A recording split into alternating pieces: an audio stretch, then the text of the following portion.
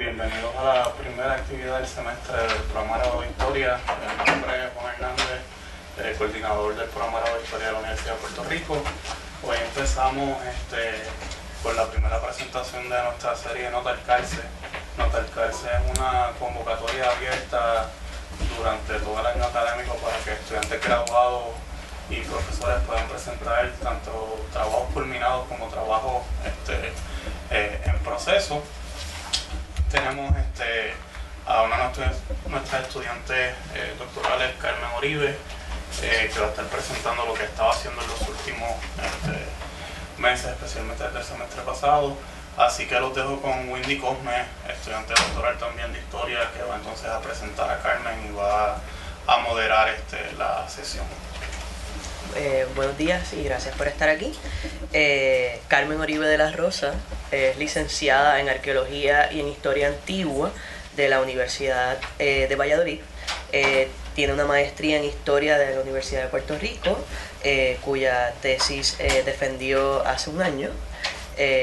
Y el título es Construyendo al enemigo, el amarillismo en la prensa española en 1898, y sobre el proceso de investigación de esa tesis es lo que ella nos va a estar hablando hoy.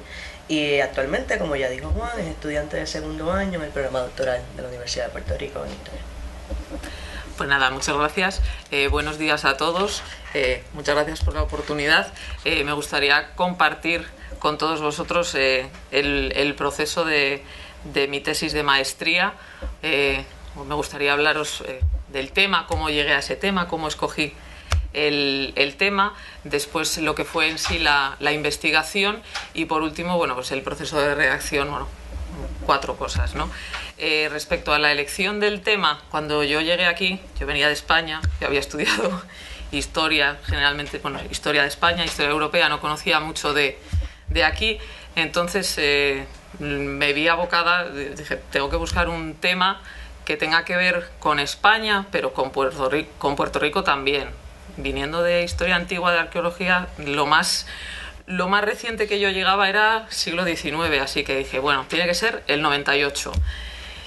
Pero bueno, ¿qué parte del 98?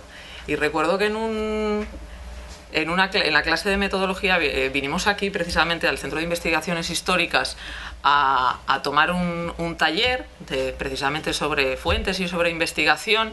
Y me acuerdo, bueno, ahí me acuerdo que Josué Camaño nos habló de pares, de la Biblioteca Nacional, que tiene digitalizado la mayor parte de su hemeroteca, y dije, bueno, pues me voy a ir por ahí, me voy a explorar por ahí, porque obviamente la idea de irme a investigar a España, pues se me hacía más complicada, porque bueno, yo voy allí de vacaciones, pero bueno, son periodos cortos de tiempo, una investigación requiere meses que yo no me podía permitir.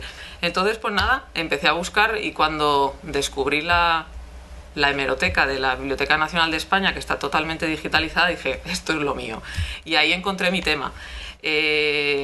Mi tema precisamente pues fue la prensa en el 98, porque todos conocemos la prensa americana, el papel de la prensa americana en el conflicto del 98, de 1898, Hearst, Pulitzer, todo el mundo, el Maine, etcétera, etcétera, todo el mundo lo conoce. Y yo pensé, bueno, ¿y qué hicieron? ¿Qué hizo la prensa española, ¿no? La del otro lado. Y echando un simple vistazo por encima, hicieron lo mismo, exactamente lo mismo. Entonces, pues ese fue mi tema. Decidí pues hablar, ¿no? sobre este proceso, ¿no? de amarillismo en la prensa española.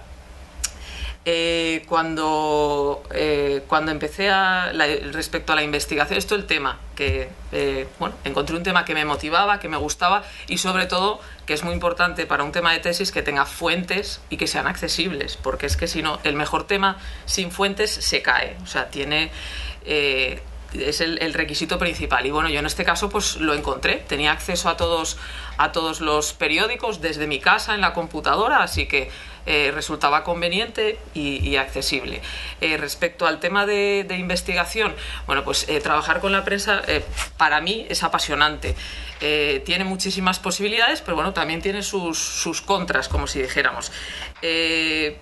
para mí es una fuente imprescindible para la historia cultural, porque bueno, pues ahí se plasma, ¿no?, lo que piensa la gente, las corrientes de pensamiento, y por otro lado, bueno, pues tiene la contra, es que lógicamente cada periódico tiene su línea editorial, cojea, ¿no?, de algún lado. Pero en este caso para mí fue una virtud, porque seleccioné tres periódicos. Escogí El Imparcial porque era el que más tirada tenía en España, el que más difusión tenía. Luego escogí El Liberal, que era el segundo más importante a nivel nacional. Y por último escogí uno, lo escogí porque, bueno, aunque no tenía tanta difusión, pero era un periódico realmente radical, era un periódico de partido, que llamaban. Y lo que me llamó la atención de él, bueno, aparte de es el más sensacionalista de todos, que incluía caricaturas, y son realmente espectaculares. Os voy a pasar para que podáis ver las caricaturas del país, para que lo vayáis viendo. ¿Son todas de Madrid? Sí, los tres se publicaban en Madrid, efectivamente. Sí, se publicaban en Madrid, pero llegaban a provincias también, se distribuían por toda España. Entonces, cuando yo comencé, como os digo, lo de las cojeras de cada diario, la línea editorial, puede ser que dices, mira, lógicamente son tendenciosos, pero en este caso, al escoger tres diferentes, de diferente ideología, de diferente tendencia, contrastando unos con otros, pues de lo que más resaltan, de lo que no hablan, de cómo lo hablan, de dónde lo publican, de ahí se puede sacar muchísima información. Y eso fue lo que yo aproveché en este caso, porque seleccioné el año 1898, los tres diarios, y lo dividí como en tres momentos: el principio del año, la explosión del Maine, que fue uno de los actos más conocidos. Después, cuando empieza la guerra en abril y hasta los primeros de mayo con la derrota de Cavite, y luego ya el mes de julio, cuando ya la derrota ya estaba cantada, ¿no? Y el proceso de la negociación del Tratado de París, el Tratado de Paz. Entonces, viendo en estos tres diarios esos momentos, o sea, te das cuenta, ¿no?, de lo que unos tratan, a lo que le dan más importancia, a lo que menos. Mi conclusión fue que los tres hicieron exactamente lo mismo. El amarillismo se observa exactamente en los tres periódicos por igual. Bueno, con una excepción.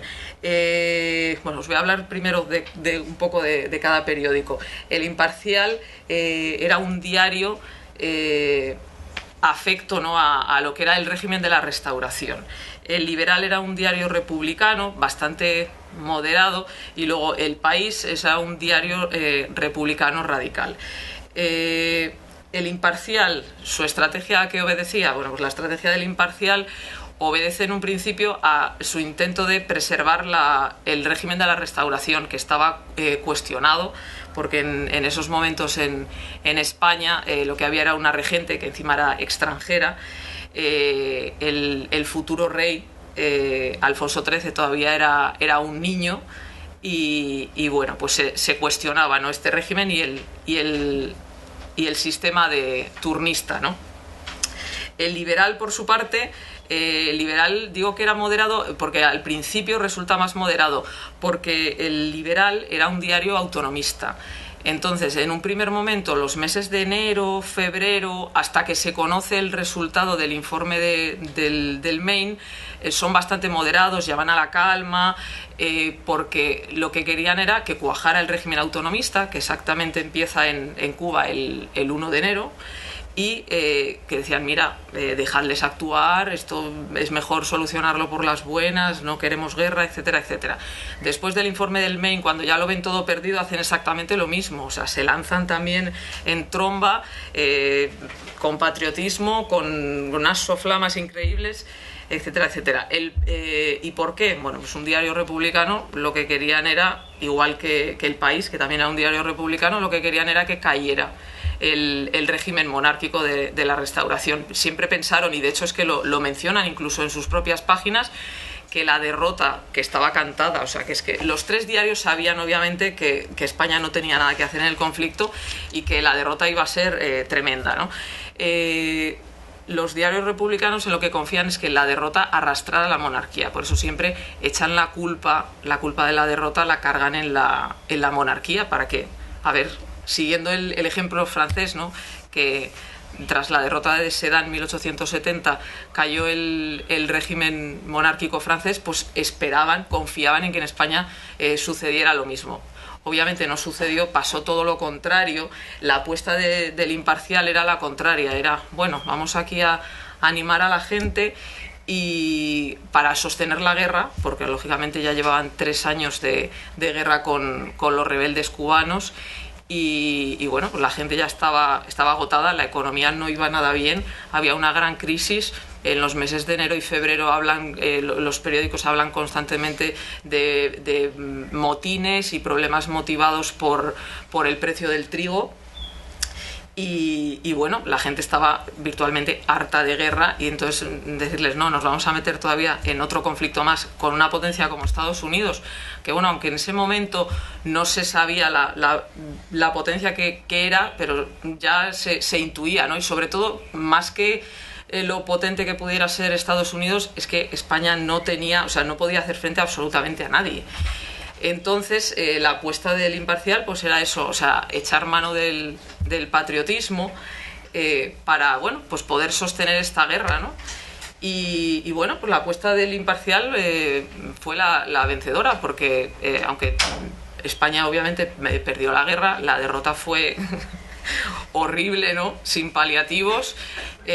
Consiguieron afianzar el régimen de la Restauración, que ese era precisamente el objetivo que buscaba con esta campaña, mientras los diarios republicanos, bueno, pues se quedaron, no se cumplió, ¿no? el objetivo que tenían, no consiguieron derrocar la monarquía, y bueno, hubo monarquía por bastantes años más, hasta ya entrado el siglo XX, hasta 1923, la época de la dictadura de Primo de Rivera. Cuando yo empecé la investigación, bueno, obviamente, aparte de leer la prensa, lo primero que hice, bueno, en primer lugar, establecer un marco histórico, porque sí que es verdad que la primera vez que yo leí la prensa era muy interesante, sí que encontré muchísimo material, porque obviamente la campaña fue muy fuerte, pero había muchas cosas que se me escapaban. Había nombres que yo no conocía, entonces bueno, es importante establecer un marco histórico. Tuve que estudiar lo que fue toda la época, más o menos la historia del siglo XIX. Y después, obviamente, se lee con otros ojos. Pero aparte de eso, luego también es súper importante la historia de los mismos diarios. O sea, tienes que saber quién hay detrás para saber de qué pie cojea, ¿no? Y en este caso para aprovecharte de eso. Es importante, bueno, aquí lo tenéis muy bien, aquí está el libro de Antonio Pedreira sobre la prensa puertorriqueña, que es fabuloso, que habla de toda la prensa, que te dice quién la editaba, cuándo empezó, etcétera, etcétera. Yo en el caso de España, bueno, pues no tuve tanta suerte, tuve que buscar un poquito más, aunque sí que hay trabajos, se ha estudiado bastante desde la historia de la prensa, más que desde la historia, desde la propia Facultad de Periodismo. Entonces, bueno, algo sí que encontré, además, bueno, de un suceso tan importante, no tan fundamental como 1898, pues bueno, sí que había algunas cosas. Entonces, pues nada, me lancé a estudiar la historia de cada diario, y lógicamente pues me ayudó mucho a la hora luego de leerlo. Realmente luego se lee con otros ojos.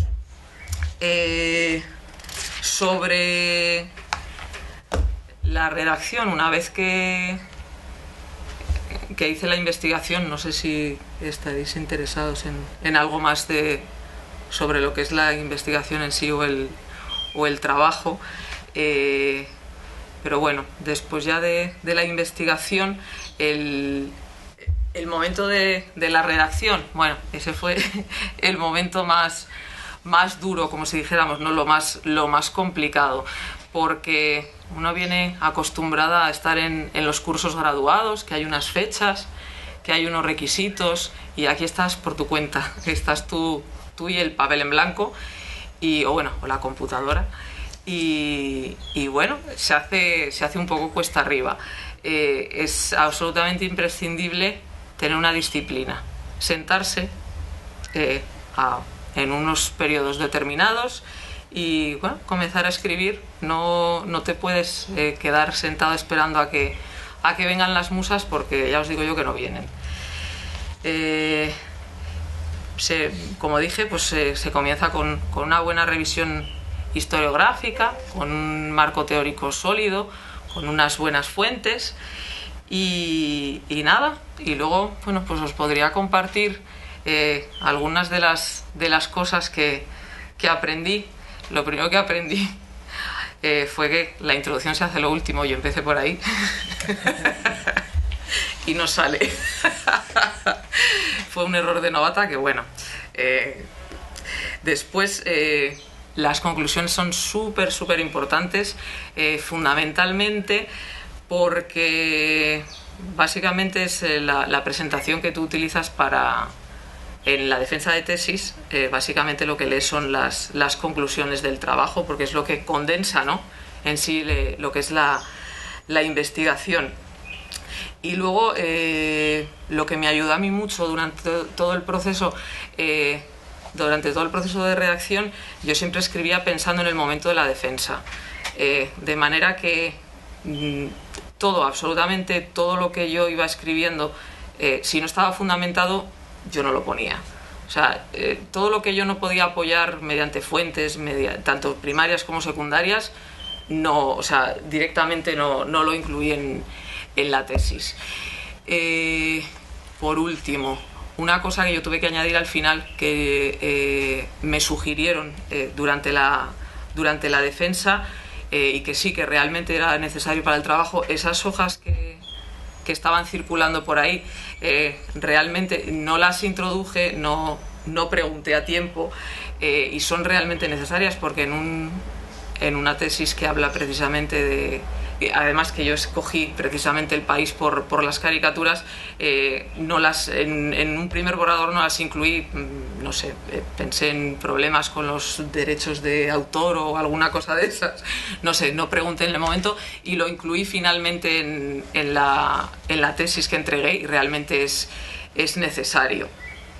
Y nada, y ese fue mi proceso. No sé si queréis preguntar alguna cosa, tanto del tema como de... No sé, estoy a vuestra disposición. Cuando viste los periódicos, ¿hasta dónde lo llevaste? ¿Hasta el Tratado de París o viste qué pasó después en la prensa una vez concluyó la guerra? Bueno, lo llevé, miré exactamente del 1 de enero al 31 de diciembre, porque es que realmente el tema era tan amplio que decidí acotarlo y dije, mira, no, me voy del 1 de enero y leí la prensa desde el 1 de enero al 31 de diciembre, porque me centré precisamente en ese momento.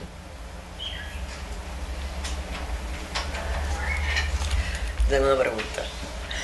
De esas cosas que no incluiste porque no tenías cómo fundamentarlas, ¿qué preguntas se te quedaron sin contestar?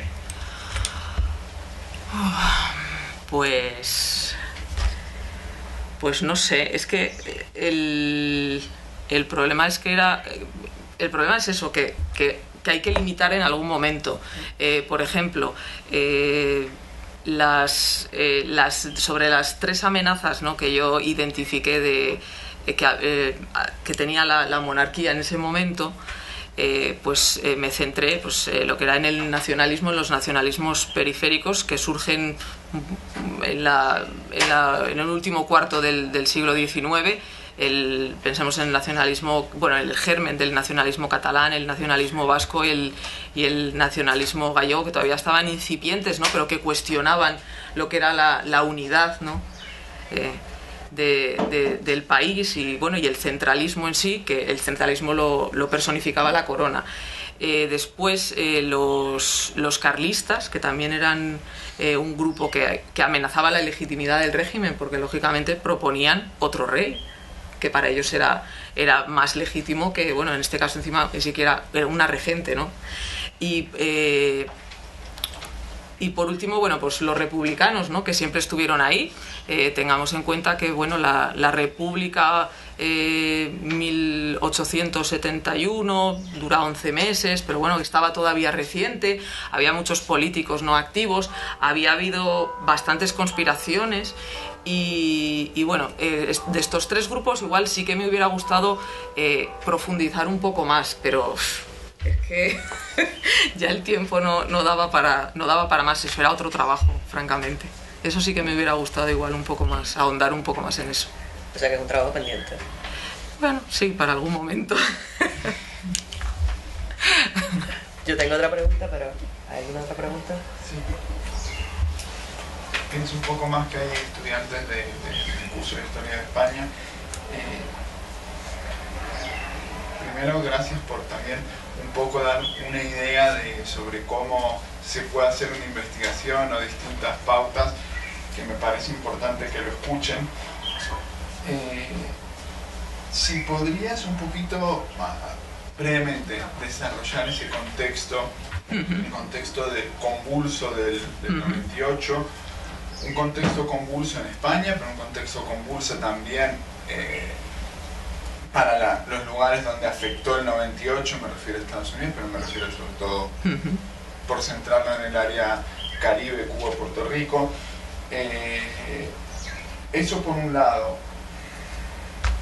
Luego, me surgen, si pudieras brevemente explicarnos un poquito tu marco teórico que hablabas, que es importante y que concuerdo plenamente a la hora de elaborar una buena investigación, la revisión historiográfica, pero sobre todo aplicando un buen marco teórico, metodológico. Y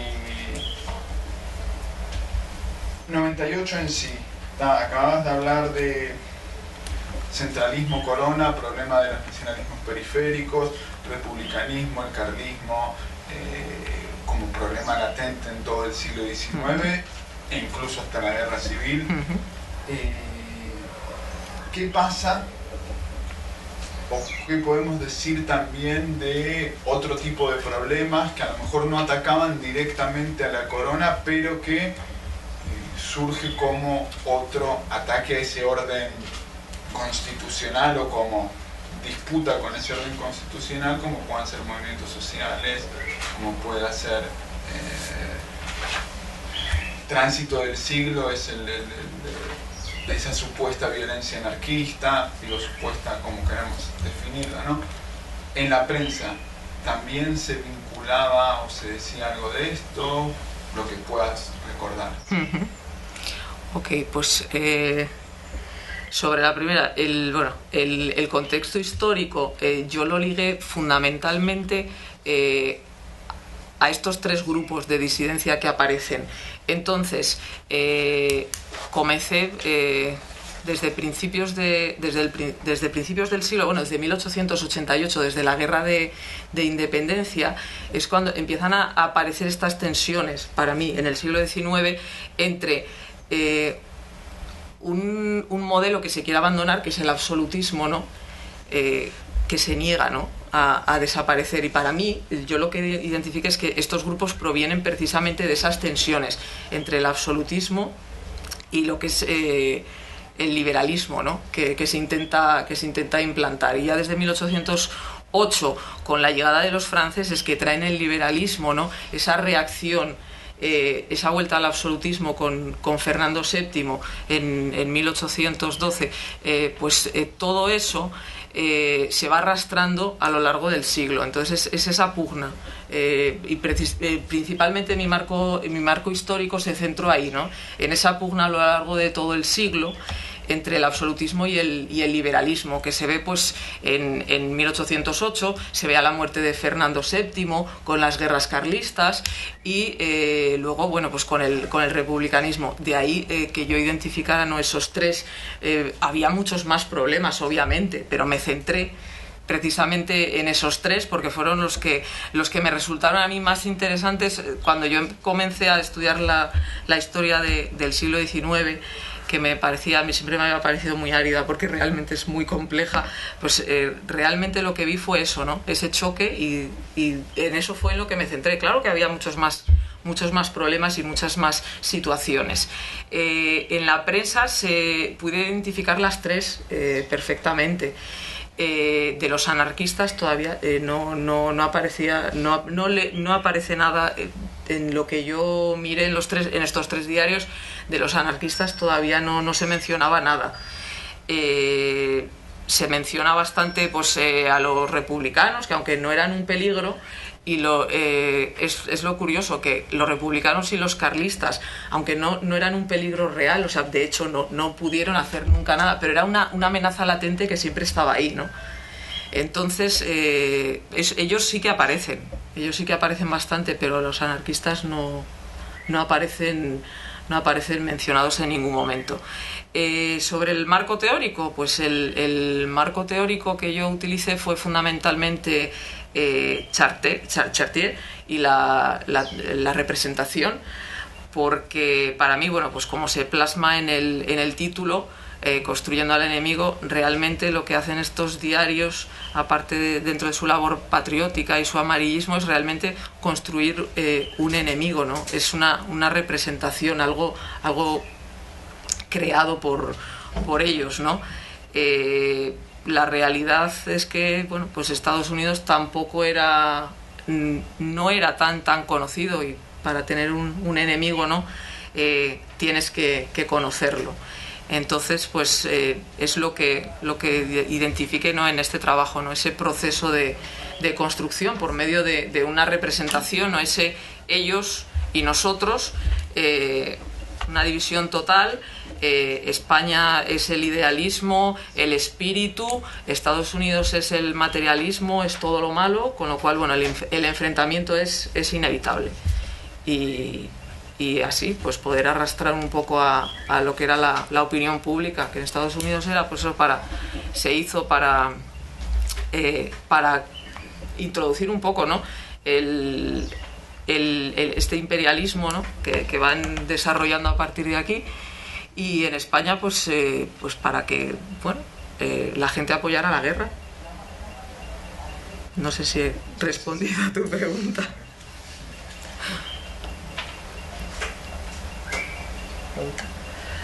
Yo tengo una pregunta relacionada a la representación, pero más sobre la interpretación de las imágenes.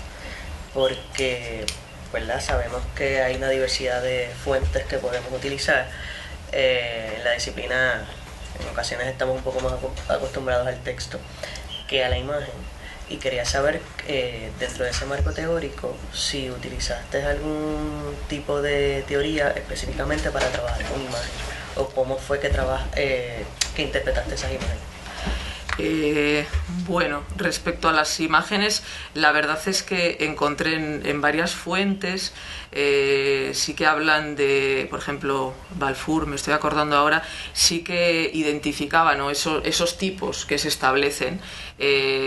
España era el león, Estados Unidos era el cerdo, o sea, esa era la base de la representación, y es lo que se ve en las caricaturas, ¿no? Si vemos, bueno, las que he pasado, y bueno, creo que esta estaba entre las que pasé, es que no sé, la caricatura es tan clara, ¿no? Que bueno, ese fue no necesité hacer la interpretación, vamos, ya estaba hecha, eso ya estaba. Había un simbolismo bien. Sí, bien el marcado. Simbolismo, sí, claro, era este león que era, bueno, pues el imperio, ¿no? Lo que había sido España, que obviamente ya no era. Este león, además, como habéis podido ver en las primeras imágenes, es un león majestuoso. Según va pasando el tiempo, según va avanzando la guerra, al final termina siendo un león escuálido. Y bueno, pues el cerdo era, pues eso, toda la representación, se le suele poner rodeado de monedas y tal, la representación, pues eso, de lo grosero, de lo material, que era todo lo que encarnaba los Estados Unidos. Y a esta es otra pregunta más relacionada a los procesos por los que tenemos que pasar para completar el grado. Y sabemos que tiene que haber una propuesta antes de realizar la tesis. ¿Cuánto cambió tu proyecto de la propuesta a la tesis, si es que cambió? Bueno, pues cambió en el sentido de... No cambió, esencialmente no cambió demasiado a nivel, o sea, de lo que quedó. Pero para mí sí, o sea, en mí, el efecto que tuvo en mí sí, porque como ya he dicho, en el momento que profundicé más y más en el tema de cómo leí yo los periódicos en un primer momento a cómo luego los interpretaba, había un abismo. Realmente para mí ese fue el gran cambio. En el trabajo en sí, bueno, pues supongo que se debe haber enriquecido precisamente por ese conocimiento, pero básicamente el título estaba desde el principio igual, la estructura era prácticamente la misma desde el principio y bueno, sí, algunas de las conclusiones, bueno, lógicamente se fueron ampliando en la medida que pude profundizar en el tema.